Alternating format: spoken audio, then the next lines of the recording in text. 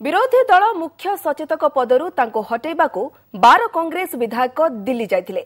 वरिष्ठ नेता लुलु महापात्र जो कथा पूर्वरु कहि आसुथिले ए कथा को आज स्वीकार करिसेंती तारा प्रसाद बाहिनीपति।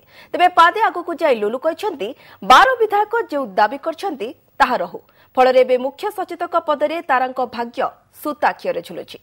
नेता टू कर्मी पर्यंत समस्त अनेक जगह समस्त प्राय हतोच्छा होती। यहाँ कांग्रेस गोटे बैड न्यूज गला 12 जन जीवा भितर भी कहूँ मत बाहर करने जाइए सत्य एक कथा भी मुझे जानूची ऑफिशियली नॉन ऑफिशियली कथा कहूँ।